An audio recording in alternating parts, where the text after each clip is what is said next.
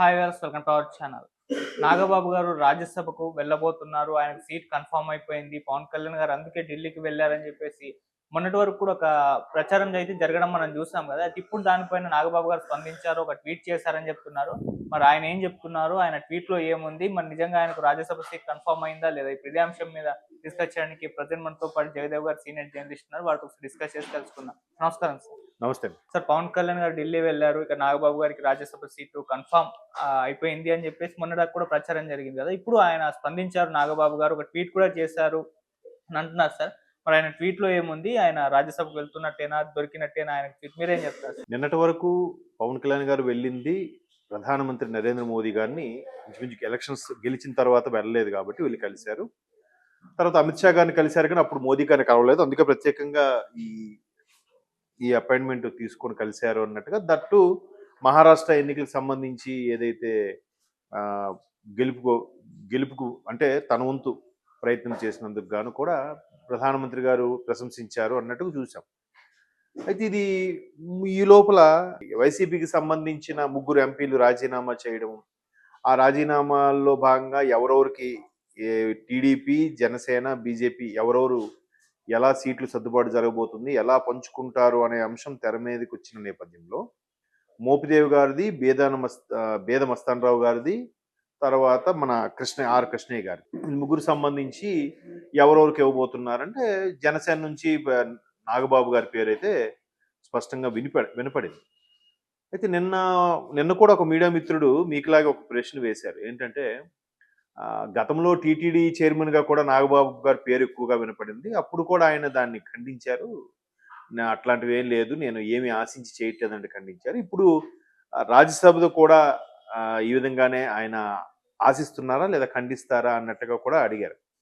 అయితే అప్పుడు TTD chairman మీద వచ్చిన ఊహాగానాల్లో వాస్తవం లేదు, నాకు అటువంటి ఉద్దేశం లేదు, నేను ఆ ప్రయత్నాలు చేయలేదన్నట్టుగా ఖండించారు. కానీ మేబీ రాజ్యసభ ఇస్తే మాత్రం తీసుకోవచ్చులే అన్నట్టుగా నేను కూడా అభిప్రాయపడ్డాను నిన్నటికి. అంటే పార్టీ కోసం అహర్నిశలు శ్రమిస్తూ పార్టీలో కింద స్థాయి వ్యక్తులతో అలాగే అధికార ప్రతినిధులతో సర్పంచులు, కార్పొరేట్ వీటన్నిటితో కూడా ఎవరైనా కొంచెం అలిగిన, ఎవరైనా రెబల్స్గా మారబోతున్నారు, ఎవరైనా కొంచెం అరే మనకి ప్రాధాన్యత తగ్గిపోతుందని ఫీల్ అయ్యే సందర్భాల్లో ఖచ్చితంగా నాగబాబు గారే వాళ్ళని వెంటనే లైన్లోకి తీసుకొని మాట్లాడడం, బుచ్చగించడం, నెలకోసారో 15 నెలలకోసారో వీళ్ళందరినీ కాన్ఫరెన్స్ కాళ్ళు కలిపి మాట్లాడడం, ఇవన్నీ చేస్తుంటారు. అంటే కింద స్థాయి వ్యక్తికి అలా మాట్లాడటము, ఆ మాత్రం భరోసా కల్పించడం అనేది ఏ పార్టీకైనా అది అవసరం. సో అలాంటి యాక్టివిటీస్ అన్నీ కూడా నాగబాబు గారు చేస్తుంటారండి. సో పార్టీ పటిష్టానికి, బలోపేతానికి అది చాలా ఉపయోగపడుతుంది కదా. అయితే ఇక్కడ నాగబాబు గారు దీనిపైన కూడా ఆశించట్లేదు అని ఇవాళ ఆయన ట్వీట్లో చూస్తే అర్థమవుతుంది. మేబీ ఇప్పుడు పవన్ కళ్యాణ్ అనే వ్యక్తి, నేను కేవలం ప్రజలకు సేవ చేయడానికే వచ్చాను, నా ఎజెండా అదే తప్ప డబ్బులు సంపాదించాలనో ఇంకేటో కాదు, ఏదైతే ఫలాల్ని ప్రజలు అందుకోలేకపోతున్నారో, ఇప్పుడున్న రాజకీయ వ్యవస్థలో ఒకప్పుడు 80% ఖర్చు పెట్టి 20% మింగేవారు, ఇప్పుడు 20% ఖర్చు పెడుతున్నారు, 80% మింగేస్తున్నారు, రాబందులు ఎక్కువైపోయాయని చాలా సందర్భాల్లో అందరూ అనుకున్నారు. ఆయన అభిప్రాయం కూడా అదే.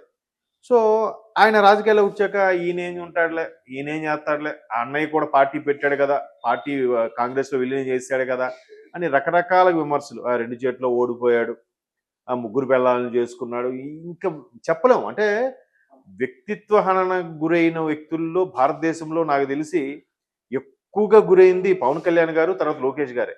ఎందుకంటే లోకేష్ గారు తల్లిని కూడా అవమానించారు అట్లా. సో అట్లా అవమానంగా చేసిన ఇప్పుడు ఎవరెవరైతే సోషల్ మీడియా పోస్టులో ఈరోజు అరెస్టులు ఎదుర్కొంటున్నారో వాళ్ళు కూడా చాలా భయంకరంగా నోటుకొచ్చినట్టు బిహేవ్ చేసి నోటుకొచ్చినట్టు మాట్లాడారు. అయినా ఇవన్నీ తట్టుకొని మొత్తానికి గెలుపు సాధించి డిప్యూటీ సీఎంగా ఉన్న వ్యక్తి కేవలం రాజకీయాల కోసమే అని ఎన్నిసార్లు గొంతు చించుకున్నా కూడా ఆయన ఒక పొలిటీషియన్గా మార్చే ప్రయత్నం ప్రత్యర్థులు చేస్తూ ఉంటారు. నిజంగా ఆయన డబ్బులే సంపాదించాలి, ఒక ఫెమిలియర్ సంపాదించాలి అని అనుకుంటే నేము లేనిదా కాదు, ఫేము ఆయనకి లేనిదా కాదు. ఇంకా డబ్బు అంటారా, అసలు వరుసగా కొన్ని డబుల్ హ్యాట్రిక్ కొట్టిన సినిమాలు కూడా ఉన్నాయి. అంటే వరుసగా సూపర్ కలెక్షన్స్ వచ్చినవి, ఫ్లాప్ అయిన సినిమాలు కూడా మంచి కలెక్షన్స్ వచ్చినవి వరుసగా ఒక 10-12 పోయినా స్టార్డమ్ ఏమాత్రం తగ్గని వ్యక్తి నాకు తెలిసి ఇండస్ట్రీలో ఇంకెవరు ఉండరు. నిజంగా ఒక 10 సినిమాలు పోతే మరి ఎవడు అసలు ఇండస్ట్రీలో మళ్ళీ కనపడ్డు. మళ్ళీ ఏదో తండ్రి పాత్రలో క్యారెక్టర్ ఆర్టిస్ట్గా ఇవ్వాలి. అట్లాంటిది ఎన్ని చేసినా కూడా ఆ ఇమేజ్ తగ్గలేదంటే ఎంత క్రేజ్ ఉంది. ఈవెన్ ఆయన ఇంతకుముందు భార్య అయిన రేణు దేశాయ్ గారికి కూడా చాలా సందర్భాలు చెప్తారు.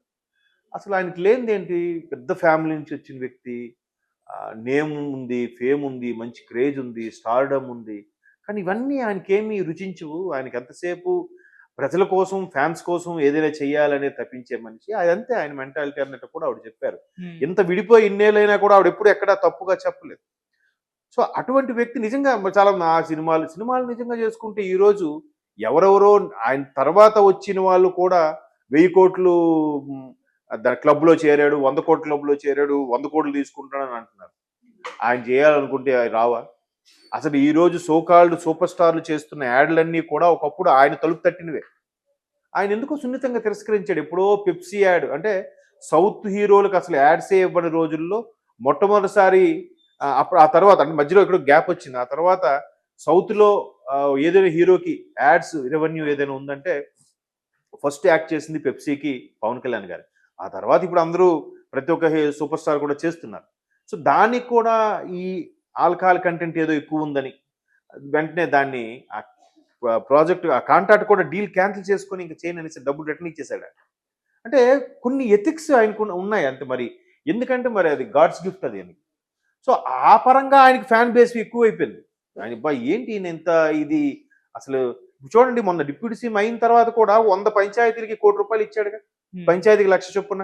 ఆ వరదలు వర్షాల టైంలో, విజయవాడ వరదల టైంలో అటు కూడా ముంపు గ్రామాలు ఏవైతే ఉన్నాయో వాటన్నిటికి ఇచ్చాడుగా గోదావరి జిల్లాలో. సో అట్లాంటి అంత వ్యక్తిత్వం కాబట్టి ఆయనకు ఆ ఫాలోయింగ్ ఉంది కాబట్టి ఎక్కడెక్కడో సంబంధం లేని వాళ్ళే ఆయనంటే పడి చచ్చి ఆయనకి భక్తులుగా ఉన్న సందర్భంలో సొంత అన్నయ్య ఆయనకి భక్తులు కాకుండా ఎక్కడ పోతాడు చెప్పండి.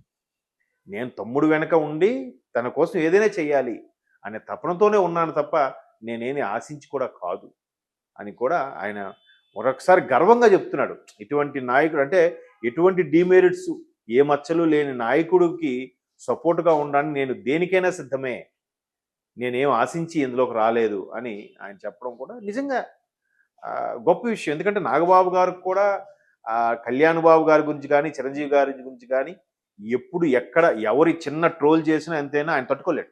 ఇమీడియట్గా ఓపెన్ అయిపోతాడు. అంతే కదా. ఇప్పుడు ఎవరు పవన్ కళ్యాణ్ గేమ్ అంటే పవన్ కళ్యాణ్ ఫ్యాన్సే తట్టుకోలేరు, సొంత అన్నయ్య ఎట్లా తట్టుకుంటాడు? చాలా సందర్భాల్లో ఆయన రియాక్ట్ అయిన ఇంకా చిరంజీవి గారు రియాక్ట్ అవ్వకపోవచ్చు, పవన్ కళ్యాణ్ గారు రియాక్ట్ అవ్వకపోవచ్చు, కానీ ఈయన రియాక్ట్ అవుతాడు.